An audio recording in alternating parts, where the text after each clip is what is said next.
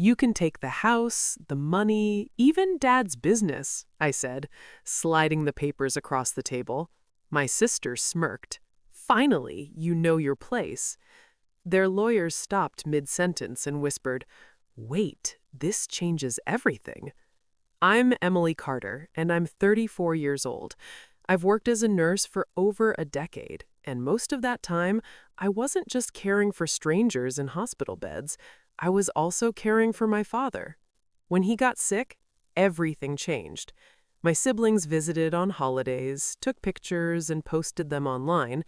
I handled the late nights, the medications, and the fear that came when his breathing slowed. I was never the favorite.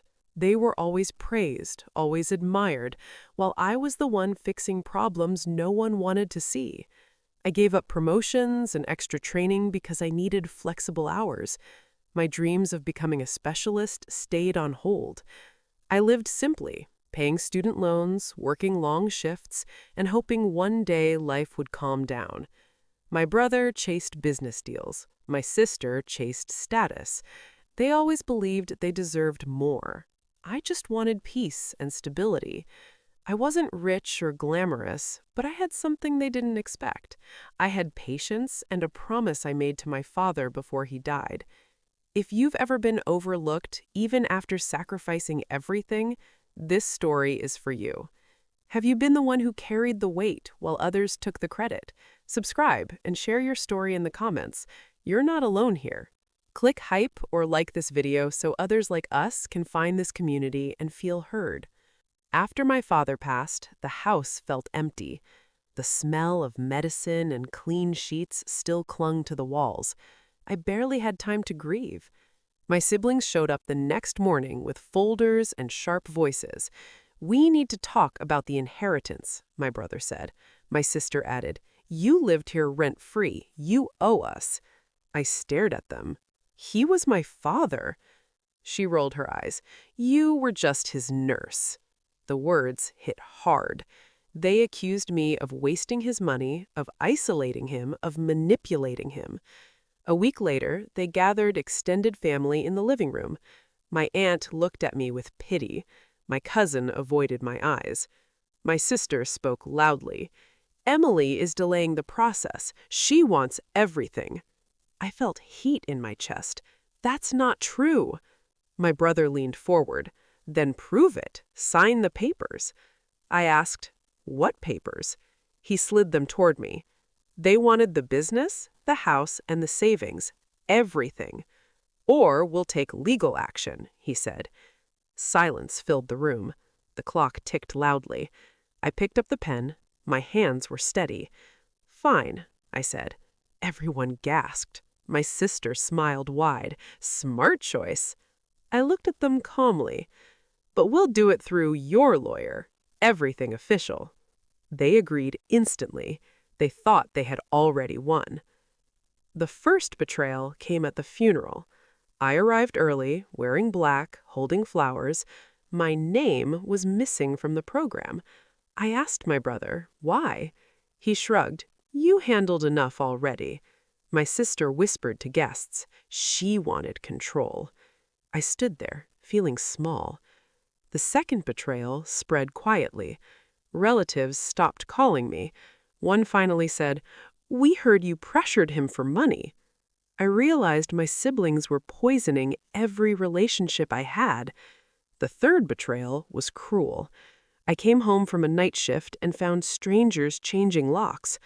"Who are you?" I asked. A man replied, "We were hired." My brother stood behind him. "You should start packing." I felt my chest tighten. "This isn't legal." He smirked. "Prove it." I walked inside anyway. My sister followed. "Why are you fighting? You said you agreed." I looked at her and said, "I did." She laughed. "Then stop acting dramatic." I nodded and closed the door. Inside, I felt something change. The pain started fading. I began writing everything down. Dates, words, actions. When they called, I recorded. When they texted, I saved screenshots. When they threatened, I stayed calm. They grew louder and more confident. "You're nothing without us," my brother said once. I replied. Maybe. I let them believe I was broken. I let them celebrate early. My father trusted me with more than his care. During quiet nights, he spoke about fear. He feared what greed could do to people. I remembered sitting beside his bed, listening to machines beep. He said, "Some people show their truth when money appears." I asked, "What should I do?" He looked at me and said, "Protect yourself." What they didn't know was I had every word they ever said. I started recording when their tone changed after his diagnosis. I kept emails where they asked him to sign documents. I saved messages where they mocked me and planned to remove me from the house. I listened to those recordings again and again. Their voices were cold and clear. My sister said once, "We just need her out." My brother replied, "We'll pressure her." I felt hurt, but also strong. My father had warned me. He once told me, "The truth protects the right person." I held on to that. Every file became a shield. Every memory became proof. I contacted an old family lawyer who had worked with my father for years. His voice was calm when I called. "Emily, I wondered when you would reach out." I met him in his office. The sound of papers and soft ticking filled the room. I showed him everything. He listened carefully. After a long pause, he said, "Your father expected this." My heart raced. "What do you mean?" He explained that my siblings had tried to change the will before. My father refused. He added a final clause instead. The lawyer agreed to handle the case quietly. Meanwhile, my siblings grew louder. They hosted dinners, celebrating their future. I heard about it from relatives. My sister even called me. "You should be grateful we're letting you stay for now." I answered, "Of course." My voice was steady. Inside, I was different. Cold. Focused. The day of the will reading approached. I looked at my reflection and whispered, "You won't be silent anymore." The office was silent when we arrived. My siblings looked confident. My brother whispered, "Ready to lose?" I sat calmly. The lawyer began reading. They smiled as assets were listed. My sister squeezed my arm. "See? Fair." Then the lawyer stopped. He looked shocked. "There is a final condition." My brother frowned. "What condition?" The lawyer's voice shook. "Any heir who harasses, threatens, or manipulates Emily Carter forfeits their inheritance." Silence fell. My sister laughed nervously.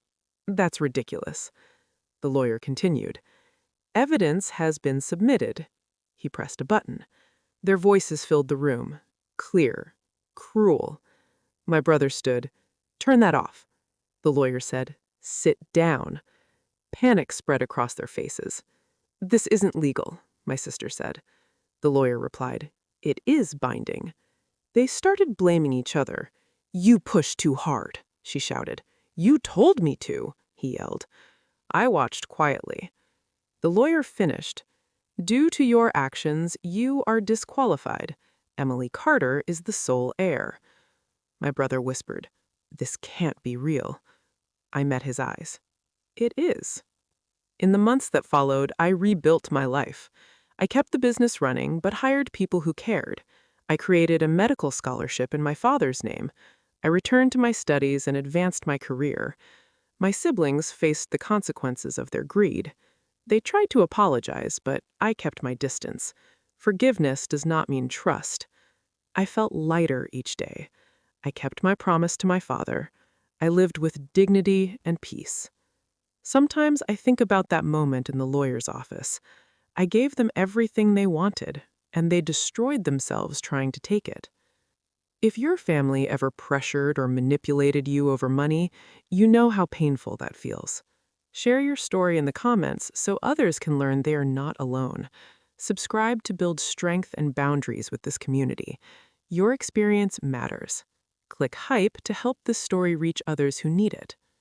Your story has power. If you felt a connection to mine, please subscribe and share your journey in the comments. Every hype you give this video helps empower someone else. Thank you for being here and for listening. Where are you watching from? Drop your city or country in the comments. If this story touched your heart, like, subscribe, and turn on notifications for more stories about resilience, dignity, and quiet justice.